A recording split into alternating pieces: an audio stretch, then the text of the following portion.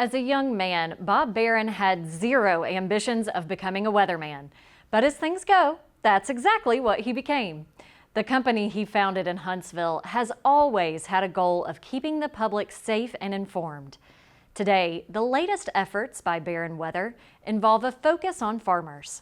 Fred Hunters, Alabama talks with Bob about why weather is so critical for all of us. Originally, I thought all I ever wanted to be was a rock and roll disc jockey. I had my first job in radio when I was a junior in high school, gradually transitioned into TV. And because I was a pilot, I had some training in weather, and they asked me to fill in doing the weekend weather at the television station. And that launched my second career as a meteorologist, most of which I was here in Huntsville. In '89, we had a huge tornado come through. Thought we were prepared to serve the citizens of the area, but it was completely unwarned for.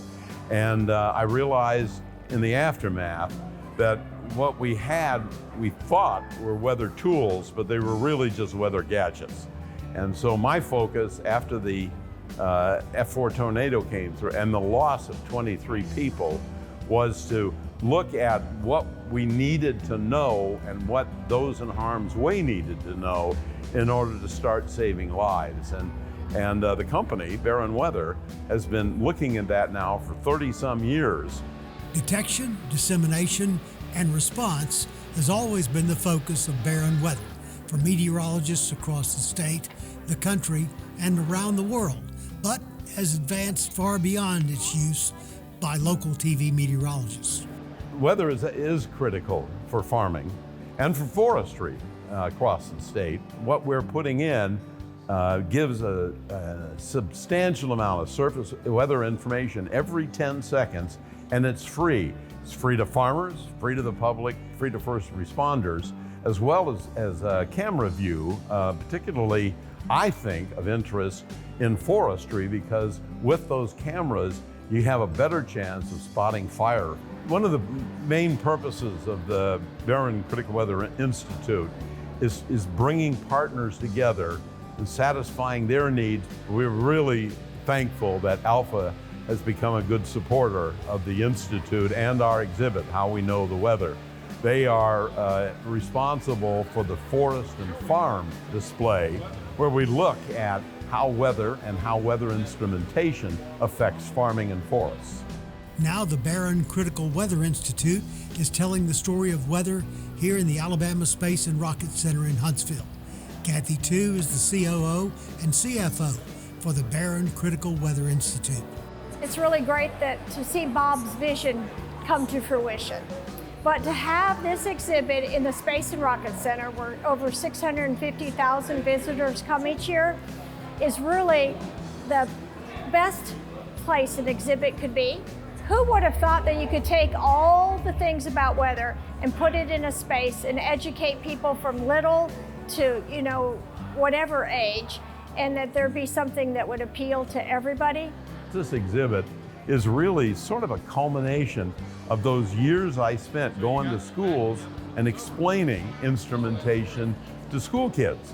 I derived a lot of satisfaction seeing those little minds start working.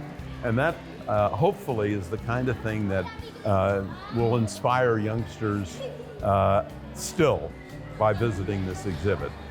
Weather impacts us all, where, when, and no one is more dependent on weather than the farmer, which is a key component of Barron's Weather, a simply southern part of a work which has been Bob Barron's life. And we're grateful he's part of Fred Hunters' Alabama family. Well, if you're like me, Mary, you probably have more than one weather app on your phone that you like to check. You might be right about that, yeah. Well, it probably won't come as a surprise to you that Barron Weather has their own offering. It's called Safety Net and has current radar and current conditions for your area. It also allows you to submit photos of storm damage if your community is affected by bad weather. Now stick with us. After this break, we've got an entire array of the latest agriculture news in this week's Rural Roundup.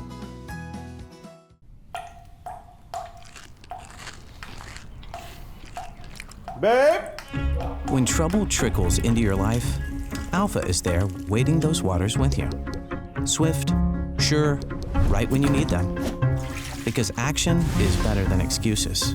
And handled is better than hoping. They'll cover the cleanup, so you can focus on what matters most. That's life with Alpha. I'm Heath Clary from Greensboro, Alabama. I'm proud to be the Alabama Catfish Farmer of the Year. I've been raising catfish for 9 years, and I've been eating it longer than that. From fish fries to taco night, I've tried just about every recipe, and they're all great. Because no matter how you cook it, U.S. farm-raised catfish is always going to be fresh, clean, and mild. I make sure of that. Find recipes and restaurants at uscatfish.com.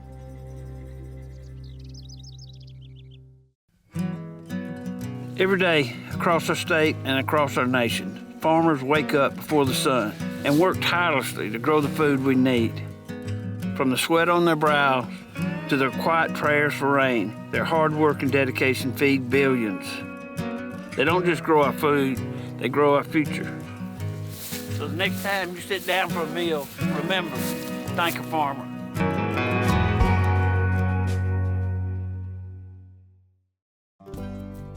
Soybeans are a very versatile product. We make crayons out of it. A lot of the combines you see rolling through the fields have a lot of plastic side panels that are made from a soy product. The soybeans that we grow on our farm mostly goes into chicken feed. Soybean production in Alabama employs over 10,000 people. We grow some of the best soybeans in the world. We go the extra mile to make sure when our name is stamped on it, we know it's the best product we can produce. Hey y'all, I'm Kim Earwood with Alabama Ag in the Classroom. Do the golden flowers of a mum summon memories of fall? Maybe the sweet taste of a peach calls summer beach trips to mind. Well, in Memory Garden, a young girl and her Nana discover that gardens can grow more than food and flowers. As she helps her Nana in her garden, the girl learns the names of the flowers and trees that grow there.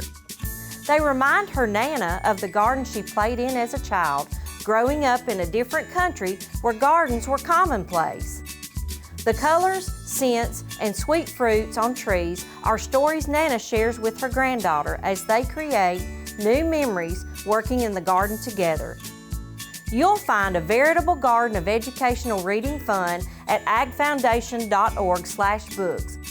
Miss Kim's Book Corner is brought to you by Alabama Ag in the Classroom. See you next time.